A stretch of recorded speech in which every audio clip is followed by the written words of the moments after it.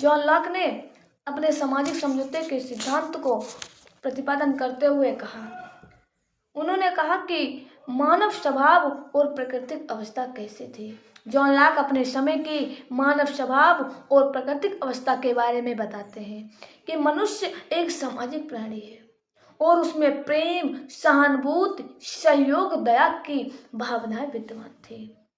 अगर गौर किया जाए, समझा जाए तो थॉमस हॉब्स ने कहा था कि मनुष्य का स्वभाव स्वार्थी, अहंकारी और आत्मसामनी है, अर्थात वो अपने लिए सोचता है और उसके समय में क्या था कि जिसकी लाठी उसकी भैंस।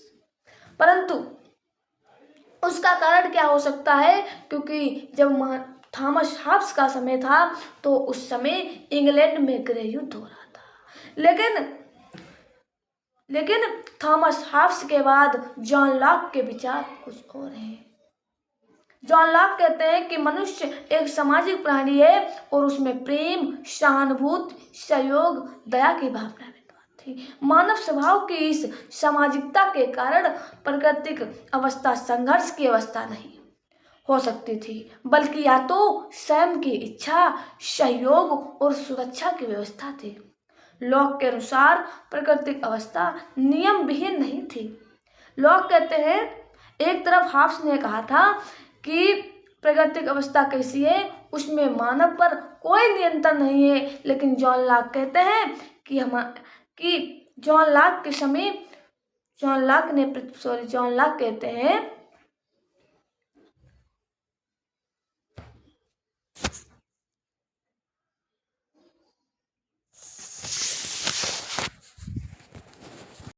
परंतु जॉन लॉक ने अपनी विचारधारा में कहा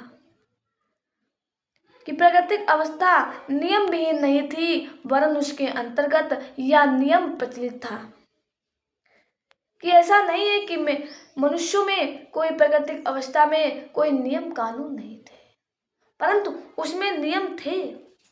उसमें नियम क्या था कि तुम दूसरों के प्रति वैसा ही व्यवहार करो जैसा व्यवहार तुम दूसरों से अपने प्रति चाहते हो। अर्थात अगर तुम किसी व्यक्ति से प्यार चाहते हो तो तुम्हें पहले उस व्यक्ति से प्यार देना पड़ेगा। तुम अगर किसी व्यक्ति से सम्मान चाहते हो तो तुम्हें पहले उस व्यक्ति से सम्मान पूर्वक बात करनी होगी, उस व्यक्ति को तुम्हें सम्मान देना पड़ेगा। जॉन लॉक ने अपने विचार में प्राकृतिक अवस्था और मानव स्वभाव के बारे में ऐसा कहा, प्राकृतिक अवस्था में मनुष्य को प्राकृतिक अधिकार प्राप्त थे और प्रत्येक व्यक्ति अन्य व्यक्तियों के अधिकारों का आदर करता था। थॉमस हॉब्स ने कहा था कि थॉमस हॉब्स के समय प्राकृतिक अवस्था पर कोई नियंत्रण नहीं था। एक मनुष्य दूसरे मनुष्य को शत्रु की बात देखता था और भूखे भेड़ियों की तरह निगलने को दौड़ता था, परंतु जॉन लॉक के विचारों में ऐसा देखने को नहीं मिलता है। उन्होंने कहा कि प्राकृतिक अवस्था में मनुष्य को प्राकृतिक अधिकार प्राप्त थे और प्रत्येक व्यक्ति अन्य व्यक्तियों के अधिकारों का सम्मान और आदर करता था। इसमें मुख्य अधिकार जीवन, स्वतंत्र और संपत्ति के थे। जॉन लॉक के समय समझौते के कारण क्या हुए, समझौते के कारण समझते हैं। तो इस आदर्श प्राकृतिक अवस्था में कालांतर में व्यक्तियों को कुछ असुविधाएं अनुभव हुई। जब मनुष्यों को कुछ असुविधाएं महसूस हुई कि मेरे प्राणों की समझौते के कारण क्या है, तो इस आदर्श प्राकृतिक अवस्था में कालांतर में व्यक्तियों को कुछ असुविधाएं प्राप्त हुई। जॉन लॉक के विचारों में यह स्पष्ट दिखाई देता है कि समझौते के कारण क्या है। मनुष्य आराम से, प्रेम से रहता था, परंतु कुछ समय बाद उसे ऐसी असुविधाएं प्राप्त हुई कि उसे लगा इन असुविधाओं को दूर करने के लिए व्यक्तियों ने प्राकृतिक अवस्था का त्याग करना उचित समझा। मनुष्य प्राकृतिक अवस्था में जी रहा था, परंतु कालांतर में उसे कुछ असुविधाएं महसूस हुई और उन असुविधाओं को दूर करने के लिए मनुष्यों ने प्राकृतिक अवस्था का त्याग करना उचित समझा। लॉक के अनुसार यह सुविधाएं निम्नलिखित थी। लॉक ने अपने विचारों में कहा कि जब मनुष्य को असुविधाएं महसूस हुई तो उन्होंने इन प्राकृतिक अवस्थाओं को त्यागना सही समझा। तो असुविधाएं क्या रही, कि किस असुविधाएं और कौन कौन असुविधाओं के कारण मनुष्यों ने प्राकृतिक अवस्था का त्याग किया और सामाजिक समझौता किया, ये जानते हैं। तो प्राकृतिक नियमों को कोई स्पष्ट व्याख्या नहीं थी। प्राकृतिक नियम तो थे लेकिन उनकी कोई स्पष्ट व्याख्या नहीं थी। इन नियमों की व्याख्या करने के लिए कोई योग्य सभा नहीं थी, अर्थात ऐसा कोई नहीं था कि जो बता सकता था कि ये प्राकृतिक नियम है और इनके हिसाब से चलना है। कुछ नहीं, जैसा मनुष्य को लगता था वैसा करते थे। परंतु एक समय पहले वो सही थे, दयालु थे, दया की भावनाएं थी, लेकिन समय परिवर्तित होने के साथ साथ उन्हें कुछ असुविधाएं महसूस हुई, जिस कारण उन्होंने प्राकृतिक अवस्था को त्याग कर सामाजिक समझौता करना चाहा। समझौता। लॉक के सिद्धांत के अंतर्गत राज्य का निर्माण करने के लिए केवल एक ही समझौता किया गया। लॉक अपनी पुस्तक में कहते हैं कि राज्य का निर्माण करने के लिए केवल एक ही समझौता किया गया, परंतु लॉक के वर्णन में से ऐसा प्रतीत होता है कि दो समझौते किए गए हैं। लॉक ने तो कहा है कि मनुष्य को जब असुविधाएं महसूस हुई, मनुष्य को जब ऐसा लगा कि उसे प्राकृतिक अवस्था को त्याग कर समझौता कर लेना चाहिए या कि नए राज्य का निर्माण कर लेना चाहिए सामाजिक समझौते के द्वारा, तो लॉक ने तो यही बताया कि उन्होंने सिर्फ एक ही समझौता किया। परंतु उनके विचार को पढ़कर, उनके विचार को समझकर ऐसा लगता है कि दो समझौते किए गए हैं। नंबर एक समझौते द्वारा प्राकृतिक अवस्था का अंत करके समाज की स्थापना की गई। कल तक जो मनुष्य समाज में नहीं बल्कि प्राकृतिक अवस्था में जीवन यापन कर रहे थे, वो इस समाज की स्थापना कर रहे हैं। इस समझौते का उद्देश्य व्यक्तियों के जीवन की स्वतंत्रता और संपत्ति की रक्षा थी। जब धीरे धीरे समय के परिवर्तन होने के साथ, समय के साथ बदलने के साथ जब मनुष्यों को असुविधाएं महसूस हुई और तब मनुष्यों को ऐसा लगा कि उनकी जीवन के लिए, क्योंकि हर सबसे इम्पोर्टेंट चीज़ जीवन होता है, उसके बाद अन्य मूलभूत चीज़ें और उसके बाद अन्य चीज़ें। तो जब मनुष्यों को असुविधाएं महसूस हुई तो उन्होंने सोचा कि इस जीवन के लिए और संपत्ति के लिए जरूरी है कि समझौता किया जाए। तो पहला यह था कि समझौते द्वारा प्राकृतिक अवस्था का अंत करके समाज की स्थापना की गई। इस समझौते का उद्देश्य व्यक्तियों के जीवन स्वतंत्रता और संपत्ति की रक्षा है। नंबर 2, इस समझौते के अनुसार शासित वर्ग के द्वारा शासक को कानून बनाने, उनकी व्याख्या करने और उन्हें लागू करने का अधिकार दिया गया। अर्थात सभी समूह ने आपस में मिलकर, सभी व्यक्तियों ने आपस में मिलकर किसी एक विशेष व्यक्ति को अपने ऊपर अधिकार करने की शक्ति दी, अपने ऊपर मतलब शासन करने की शक्ति दी और प्रतिबंध लगा दिया कि उसके द्वारा निर्मित कानून अनिवार्य रूप से प्राकृतिक नियमों के अनुकूल और अनुरूप होंगे तथा वे जनता के हित में रहेंगे। मनुष्यों ने आपस में मिलकर समझौता तो किया, किसी विशेष व्यक्ति को अपने ऊपर शासन करने की शक्ति तो दी, परंतु उन्होंने यह प्रतिबंध भी लगा दिया कि शासक के द्वारा बनाए गए कानून प्राकृतिक कानून के खिलाफ ना हो और जो मानव समूह आपको अपने ऊपर शासन करने का हक दे रहे हैं और शक्ति जताने का हक दे रहे हैं, उनके हित में हो। जब सामाजिक समझौता होता है और किसी विशेष व्यक्ति के पास शक्ति पहुंच जाती है, उसके बाद उस नवीन राज्य का स्वरूप सामने आता है। कुछ समय बाद नवीन राज्य का समूह सामने आता है। तो लॉक के सामाजिक समझौता सिद्धांत के अंतर्गत शासक और शासित के मध्य जो समझौता उत्पन्न हुआ उससे स्पष्ट है कि सरकार स्वयं एक लक्ष्य नहीं बल्कि एक लक्ष्य ही प्राप्ति का साधन है। जो शासित और शासक के बीच समझौता हुआ उससे हम पता चला कि सरकार स्वयं एक लक्ष्य नहीं सरकार एक लक्ष्य नहीं है, बल्कि एक लक्ष्य ही प्राप्ति का साधन मात्र है, और वह लक्ष्य है शांति और व्यवस्था स्थापित करना और लोक कल्याण, जिसमें वास्तविक व अंतिम शक्ति जनता में निहित होती है और सरकार का अस्तित्व तथा रूप जनता की इच्छा पर निर्भर करता है। तो इस प्रकार नवीन राज्य का स्वरूप सामने आता है। लॉक के सामाजिक समझौता सिद्धांत के अंतर्गत शासक और शासित के मध्य जो समझौता उत्पन्न हुआ, उससे स्पष्ट है कि सरकार स्वयं एक लक्ष्य नहीं, बल्कि एक लक्ष्य ही प्राप्ति का साधन मात्र है, और वह लक्ष्य है शांति और व्यवस्था स्थापित करना और लोक कल्याण, जिसमें वास्तविक व अंतिम शक्ति जनता में निहित होती है और सरकार का अस्तित्व तथा रूप जनता की इच्छा पर। यह बात सत्य है, क्योंकि आपको ध्यान रखना चाहिए, यह आपको ध्यान आ रहा होगा, यह बात समझ में आ रहा है, ये बात समझ में आ रही होगी कि जब थॉमस हॉब्स ने कहा था कि किसी भी राज्य के अस्तित्व के लिए उसमें राजतंत्र जरूरी है, सबसे अच्छा है, चलो ठीक, एक तरफ मान लिया जाना चाहिए, परंतु उन्होंने ये भी कहा था कि राजा निरंकुश होना चाहिए।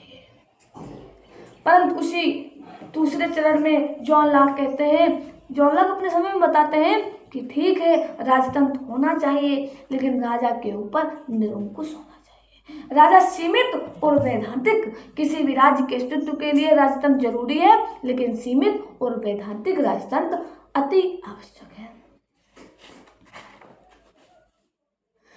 थॉमस हॉब्स और जॉन लॉक के बाद राज्य की उत्पत्ति का सामाजिक समझौता सिद्धांत लेकर अपनी विचारधाराओं को लेकर आते हैं जीन जैक्स रूसो।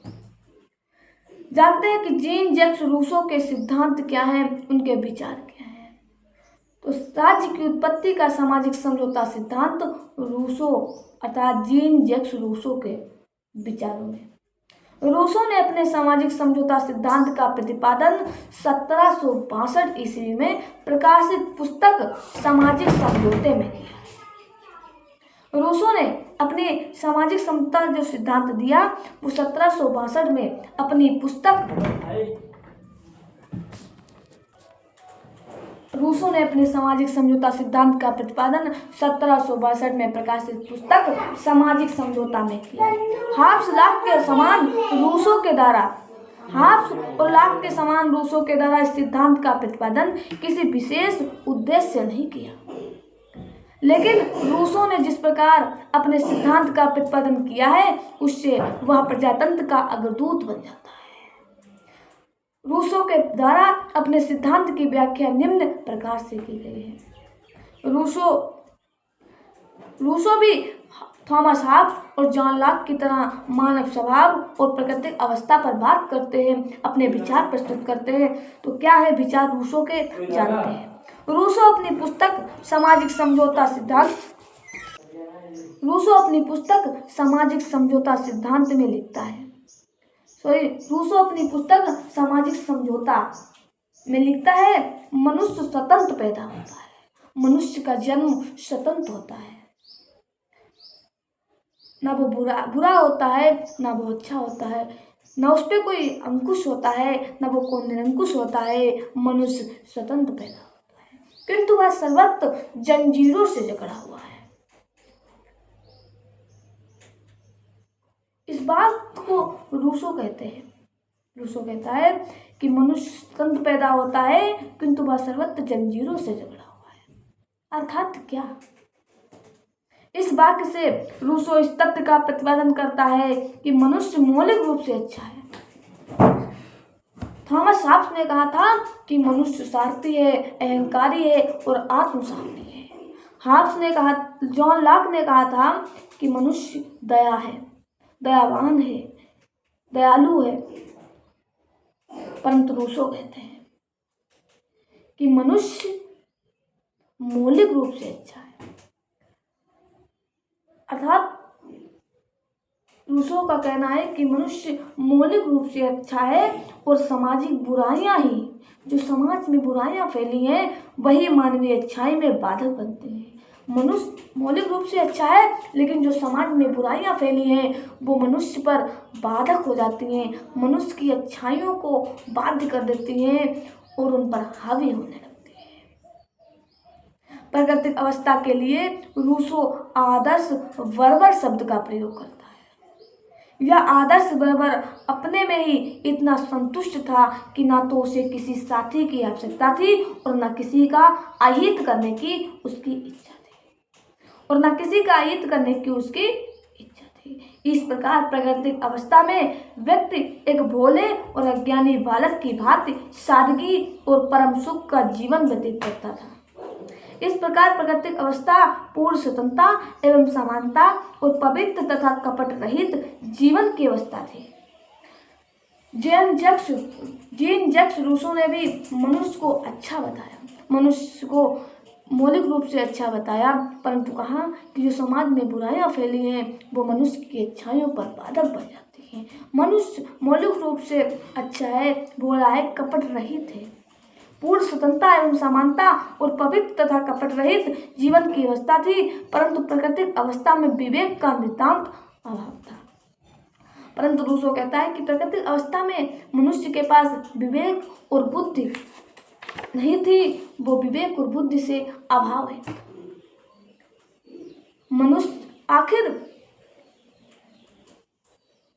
मनुष्य को सामाजिक समझौता क्यों करना पड़ा, इसके कारण क्या है? देखते हैं कि समझौते के कारण क्या है। प्राकृतिक अवस्था आदर्श अवस्था थी, लेकिन कुछ समय ऐसे कारण उत्पन्न हो गए। जीन जैक्स रूसो कहते हैं कि प्राकृतिक अवस्था तो आदर्श थी, न कोई कपट था, न कोई छल, न बुराई, न कुछ, परंतु उस समय बाद ऐसे कारण उत्पन्न हो गए जिन्होंने इस अवस्था को दूषित कर दिया। रूसो बार बार कहना चाहता है कि प्राकृतिक अवस्था अच्छी थी, परंतु समय और परिस्थितियों के बदलने के बाद कुछ अवस्थाएं ऐसी उत्पन्न हुई कि जिन्होंने प्राकृतिक अवस्था को दूषित कर दिया। स्वार्थ तथा व्यक्तिगत संपत्ति के कारण भूमि पर स्थायी अधिकार और इसके परिणाम स्वरूप मेरे तेरे की भावना का विकास हुआ। कुछ समय बाद मनुष्यों ने किसी भी वस्तु पर, जमीन पर, संपत्ति पर अपने अधिकार जमाने शुरू कर दिए, जिस कारण मनुष्य प्राकृतिक अवस्था में मौलिक रूप में अच्छा था, लेकिन समय बदलने के बाद उसे संपत्ति का लालच और अहंकार आने लगा। मेरे तेरे की भावना जागृत हो चुकी है। जब प्रत्येक व्यक्ति अधिक भूमि पर अधिकार करने की इच्छा करने लगा तो शांति का जीवन नष्ट हो गया। प्राकृतिक अवस्था में भोलापन, कपट रहित वही मनुष्य कुछ समय बाद अधिक से अधिक संपत्ति पर, जमीन पर कब्जा करने लगा। शक्तिशाली व्यक्ति जितनी जमीन, जितनी जायदाद कब्जा करना करता था उसने कर लिया और खुद को शक्तिशाली समझने लगा, जिस कारण शांति का नष्ट हो गया, शांति का अभाव हो गया। जिस समाज में, जिस प्राकृतिक अवस्था में कपट और बुराई का अभाव था, उस समाज में कुछ समय के बाद शांति नष्ट हो गई और समाज की लगभग वही दशा हो गई जो हाब्स की प्राकृतिक दशा में थी। Most important line, Thomas halves ने कहा था कि मनुष्य स्वार्थी है, कपट रहित है, लालची है, घमंडी है और अहंकारी है, झगड़ालू है। रूसो ने प्राकृतिक अवस्था में मनुष्य को अच्छा बताया। रूसो ने कहा कि मनुष्य प्राकृतिक अवस्था में मौलिक रूप से अच्छा है, परंतु कुछ समय बाद या समाज में फैली हुई बुराइयां उस मनुष्य की अच्छाइयों पर बाधक बन जाती है। लेकिन कुछ समय बाद मनुष्य में तेरे मेरे की भावना उत्पन्न हो जाती है और वो अधिक से अधिक जमीन पर कब्जा कर खुद को शक्तिशाली समझता है, जिस कारण उस राज्य में शांति नष्ट हो जाती है और वही दशा आ जाती है जो कभी हाब्स ने कहा था। कभी हाब्स ने कहा था कि मनुष्य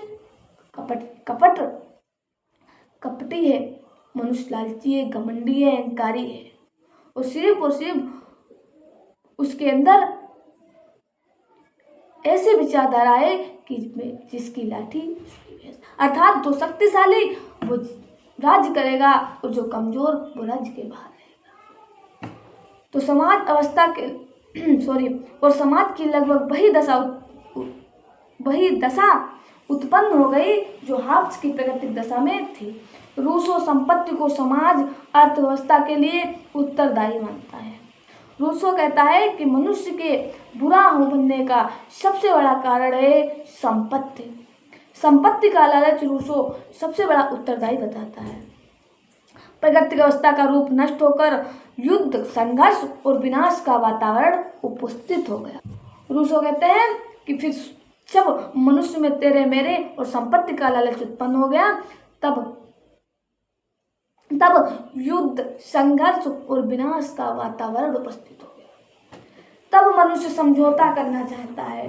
तब मनुष्य प्राकृतिक अवस्था को छोड़कर एक राज्य की उत्पत्ति करना चाहता है। अर्थात उसने आपस में समझौता करना चाहा।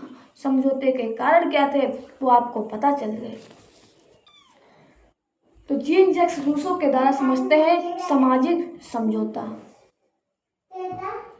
इस आसनीय स्थिति से छुटकारा प्राप्त करने के लिए सभी व्यक्ति एक स्थान पर एकत्र हुए और उनके द्वारा अपने संपूर्ण अधिकारों का समर्पण किया गया। जब मनुष्यों के अंदर प्राकृतिक अवस्था में तेरे मेरे की अवस्था उत्पन्न होने लगी, संपत्ति पर अधिक से अधिक अधिकार जमाकर खुद को शक्तिशाली समझने लगा, युद्ध होने लगा, संघर्ष होने लगा और विनाश का वातावरण चारों तरफ फैल गया। इस स्थिति को देखकर, इस वातावरण को देखकर मनुष्य को अपने जीवन और संपत्ति की सुरक्षा महसूस हुई। उसे लगा कि सबसे पहले जीवन की रक्षा होनी चाहिए, फिर संपत्ति की। उसने अपनी इस असहनीय स्थिति से छुटकारा प्राप्त करने के लिए सभी व्यक्ति एक स्थान पर एकत्रित हुए और उनके द्वारा अपने संपूर्ण अधिकारों का समर्पण किया गया। किंतु अधिकारों का यह संपूर्ण समर्पण किसी व्यक्ति विशेष के लिए नहीं, किसी विशेष व्यक्ति के लिए नहीं था, वरन संपूर्ण समाज के लिए किया गया। समझौते के परिणाम स्वरूप संपूर्ण समाज का एक सामान्य इच्छा के अंतर्गत रहते हुए कार्यरत रहते हैं।